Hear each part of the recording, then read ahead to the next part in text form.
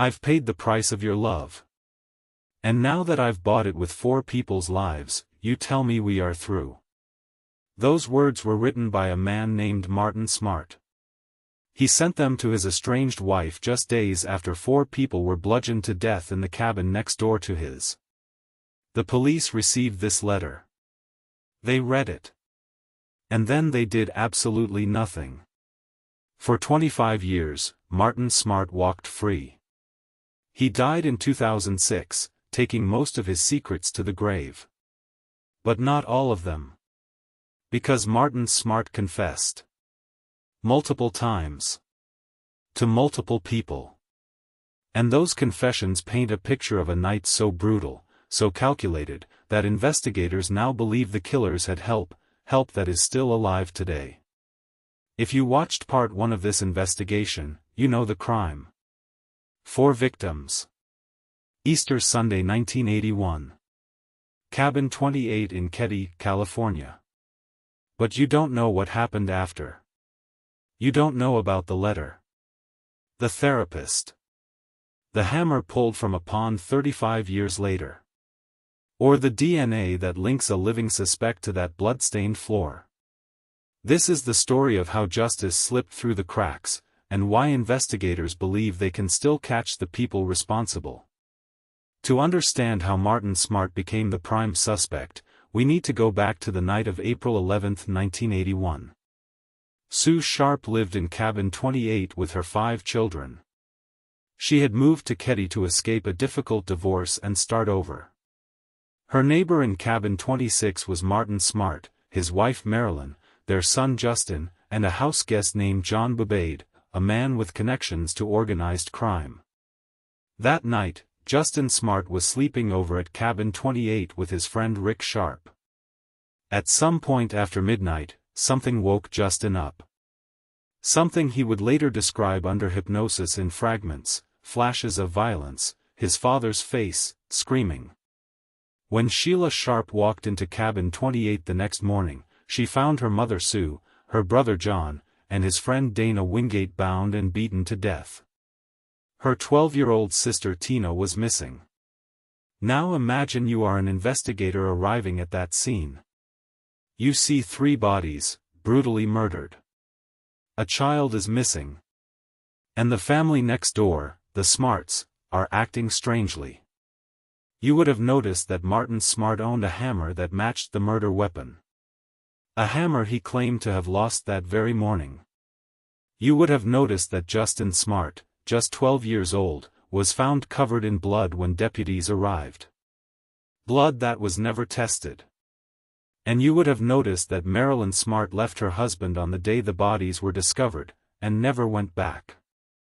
Within weeks of the murders, Martin Smartt checked himself into a Veterans Administration facility in Reno. He told staff he was struggling with his mental health. What he didn't know was that his therapist was taking detailed notes. During their 7th session, Martin Smartt made a confession.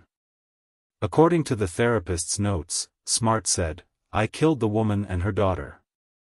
But I didn't have anything to do with the boys." The therapist immediately contacted the California Department of Justice. He spoke with Special Agents Bradley and Krim, the lead investigators on the Keddie case. They dismissed his call as hearsay. You have to understand how incomprehensible this is. A suspect in a quadruple homicide confesses to his therapist. The therapist reports it to the lead investigators. And they do nothing. No arrest. No interrogation. No follow-up. Martin Smartt walked out of that VA facility and remained a free man for the rest of his life. But the confessions didn't stop there. While Smartt was in Reno, he wrote a letter to his wife Marilyn. The letter that began with those haunting words, "I've paid the price of your love and now I've bought it with 4 people's lives." Marilyn Smartt gave this letter to the Plumas County Sheriff's Department. Let me repeat that. The wife of the prime suspect handed police a letter in which her husband essentially confessed to 4 murders. The letter was filed away. It was never entered as evidence. It was never used in court. A 2016 investigation by the Plumas County Sheriff revealed it had been overlooked in the original investigation. For 35 years, this confession sat in a filing cabinet while the families of the victims waited for justice. Now let's talk about Tina Sharp. 12 years old.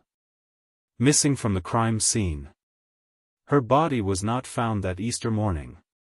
For 3 years, her family held on to hope that somehow, somewhere, Tina was still alive. That hope ended in April 1984. Hikers near Feather Falls, about 60 miles from Keddie, discovered a human skull. Dental records confirmed it was Tina Sharp. She had been murdered and dumped in the wilderness.